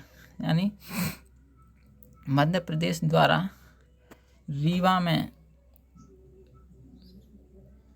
में जो है 750 मेगावाट का सोलर प्लांट 4,000 करोड़ रुपए की लागत से बनाया जाएगा, जिसमें 750 मेगावाट बिजली उत्पादित होगी। मध्य प्रदेश रीवा जिले के गुड़ तहसील में बनेगा। 1590 हेक्टेयर क्षेत्र में एक टीवी अल्ट्रा मेगा सौर पार्क प्रस्तावित है। परिवहन के क्षेत्र में देखते हैं, मध्य प्रदेश में बस और ट्रेन सेवाएं चारों तरफ फैली हुई हैं। मध्य प्रदेश की 99,043 किलोमीटर लंबी सड़क नेटवर्क में 20 राष्ट्रीय राजमार्ग शामिल हैं। कितने राष्ट्रीय मार्ग? 20 राष्ट्रीय मार्ग। प्रदेश में 4948 किलोमीटर लंबी रेल नेटवर्क का जाल फैला हुआ है। यानी 4,948 किलोमीटर लंबी रेल नेटवर्क का जाल फैला हुआ है। जबलपुर को भारतीय रेलवे के मध्य प्रदेश रेलवे का मुख्यालय बनाया गया है। यानी जबलपुर को है ना भारतीय रेलवे की पश्चिमी मध्य रेलवे का मुख्यालय पूछा जा सकता है, कई बार पूछा भी गया है कि भारतीय रेलवे की पश्चिम मध्य रेलवे का मुख्यालय कहाँ है? तो आपको बताना है पश्चिम मध्य रेलवे जबलपुर में स्थित है। मध्य रेलवे और पश्चिमी रेलवे भी राज्य के कुछ हिस्सों को कवर करती है। मध्य रेलवे और पश्चिमी रेलवे कुछ राज्य के कुछ हिस्सों को कवर करती हैं। जैसे पश्चिमी मध्य प्रदेश के अधिकांश क्षेत्र पश्चिमी रेलवे के रतलाम रेल मंडल के अंतर्गत आते हैं, और जिनमें इंदौर, उज्जैन, मंदसौर, खंडवा, नीमच, सीहोर और बैरागढ़, भोपाल आदि शहर शामिल हैं। राज्य के 20 प्रमुख रेलवे जंक्शन हैं। मध्य प्रदेश में कितने प्रमुख रेलवे जंक्शन हैं? 20 प्रमुख रेलवे जंक्शन हैं मध्य प्रदेश में। प्रमुख अंतर्राज्यीय बस टर्मिनल भोपाल, इंदौर, ग्वालियर, जबलपुर और रीवा में स्थित है। पूछा जाए कि प्रमुख अंतर्राज्यीय बस टर्मिनल स्थित हैं कहाँ कहाँ पर? भोपाल में है, इंदौर में है, ग्वालियर में है, जबलपुर में है और रीवा में स्थित। प्रतिदिन 2000 से भी अधिक बसों का संचालन इन 5 शहरों से होता है। 5 शहर कौन कौन से? भोपाल, इंदौर, ग्वालियर, जबलपुर, रीवा। कितने परसेंट? नहीं, यानी 2000 से अधिक बसों का संचालन इन 5 शहरों से होता है। शहर के अंदर की आवागमन हेतु ज़्यादा बसें, निजी ऑटो रिक्शा, ये अपने काम का डाटा नहीं है। अगला है अधिकांश समुद्री व्यापार पड़ोसी राज्यों में कांडला बंदरगाह से होता है। कांडला जो गुजरात में, कांडला बंदरगाह है गुजरात का, वहाँ से व्यापार होता है, क्योंकि अपनी कंट्री लैंड लॉक्ड कंपनी है, लैंड लॉक्ड राज्य है जो समुद्री सीमा को साझा नहीं करता है। अपना माल कहाँ से आता है? गुजरात के कांडला बंदरगाह से, और मुंबई महाराष्ट्र के जवाहरलाल नेहरू बंदरगाह या नावा सेवा के माध्यम से, जो सड़क नेटवर्क के माध्यम से मध्य प्रदेश की अच्छी तरह से जुड़ा हुआ है। संचार माध्यम, सरकार की राजनीति। मध्य प्रदेश में विधानसभा की कितनी सीटें हैं? 230+1। राज्य से भारत की संसद को 40 सदस्य भेजे जाते हैं। यानी मध्य प्रदेश से भारत की संसद में कितने सदस्य जाते हैं? 40, जिनमें से लोकसभा के पहले राज्यसभा के 11 और लोकसभा के 29। राज्यसभा लोकसभा के 29 और 11 जोड़ के 40 सदस्य, यानी राज्य मध्य प्रदेश की संसद से 40 सदस्य भेजे जाते हैं, जिनमें से 29 लोकसभा और 11 राज्यसभा के। लोकसभा को निम्न सदन कहा जाता है और राज्यसभा को उच्च सदन। लोकसभा को भंग किया जा सकता है, लेकिन राज्यसभा को नहीं, ये याद रखना। राज्य के वैधानिक प्रमुख राज्यपाल होता है। राज्य का जो वैधानिक प्रमुख रहता है वो राज्यपाल रहता है, जो भारत के राष्ट्रपति द्वारा केंद्र सरकार की अनुशंसा पर नियुक्त किया जाता है। राज्यपाल को कौन नियुक्त करता है? राष्ट्रपति, केंद्र सरकार की सलाह पर। राज्य का कार्यकारी प्रमुख कौन रहता है? राज्य का कार्यकारी प्रमुख मुख्यमंत्री। राज्य का कार्यकारी प्रमुख मुख्यमंत्री होता है, जो कि विधानसभा के निर्वाचित सदस्यों में बहुमत के आधार पर चुना नेता होता है। यानी किसी राज्य में चुनाव होता है तो जिस पार्टी को बहुमत प्राप्त हो जाता है उस पार्टी का नेता मुख्यमंत्री चुना जाता है, जो राज्यपाल द्वारा शपथ ग्रहण कराई जाती है।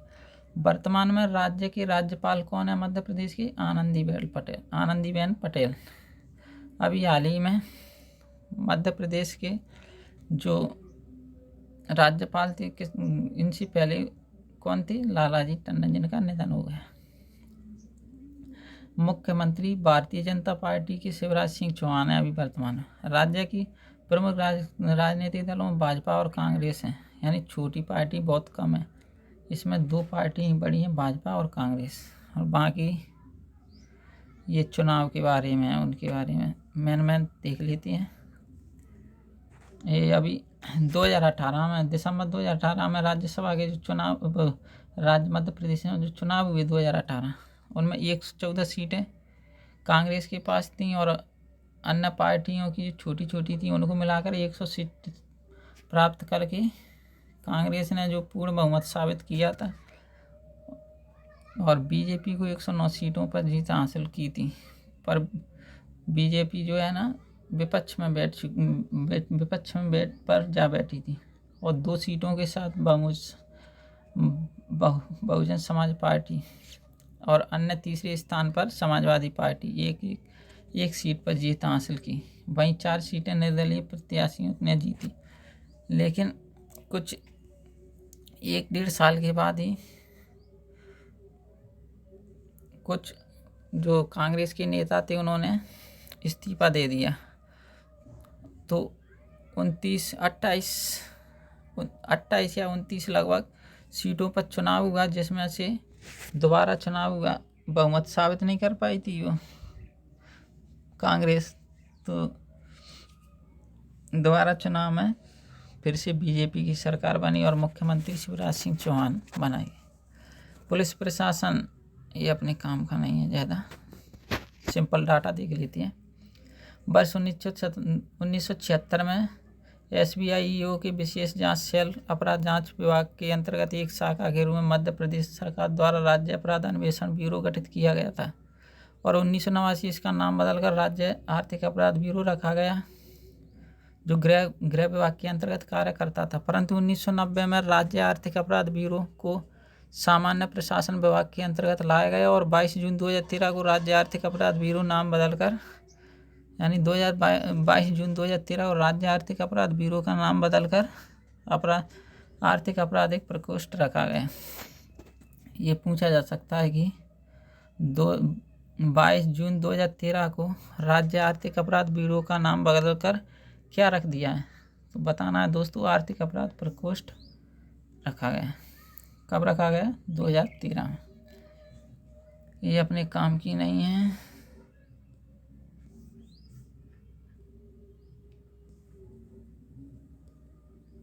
ये भी अपने काम की नहीं है। खेलों से संबंधित देखते हैं।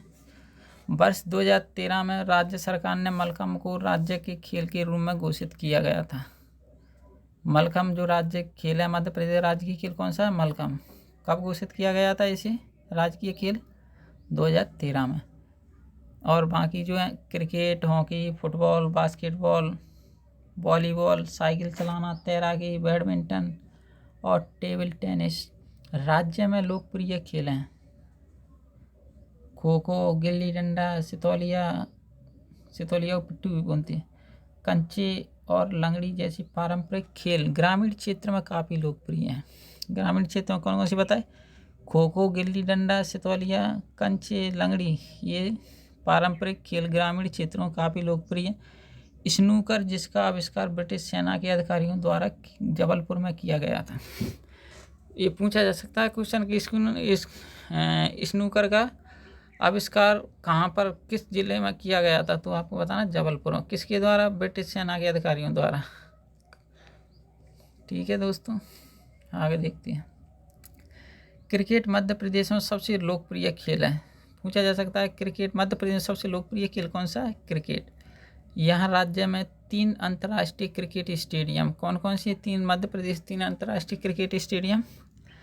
नेहरू क्रिकेट स्टेडियम जो नेहरू इंदौर में, रूप सिंह स्टेडियम ग्वालियर और होलकर क्रिकेट स्टेडियम इंदौर। मतलब ऐसे याद रख लेना, मध्य प्रदेश 3 अंतर्राष्ट्रीय क्रिकेट स्टेडियम हैं, 2 इंदौर 1 ग्वालियर। इंदौर के याद रखना नेहरू स्टेडियम और होलकर क्रिकेट स्टेडियम, और एक रूप सिंह स्टेडियम, कैप्टन रूप सिंह स्टेडियम ग्वालियर। यानी मध्य प्रदेश क्रिकेट टीम का रणजी ट्रॉफी में सर्वश्रेष्ठ प्रदर्शन कब हुआ था? 1998-99। मध्य प्रदेश क्रिकेट का रणजी ट्रॉफी में सर्वश्रेष्ठ प्रदर्शन कब किया गया था? तो आपको बताना है 1998-99 में, जब चंद्रकांता पंडित की नेतृत्व वाली टीम उपविजेता के रूप में रही। इसके पूर्ववर्ती इंदौर के Holkar cricket team Ranji trophy में 4 बार जीत हासिल कर चुकी है। भोपाल का ऐशबाग स्टेडियम विश्व हॉकी सीरीज की टीम भोपाल बादशाह का घरेलू मैदान है। राज्य में एक फुटबॉल भी टीम है जो संतोष ट्रॉफी में भाग लेती है।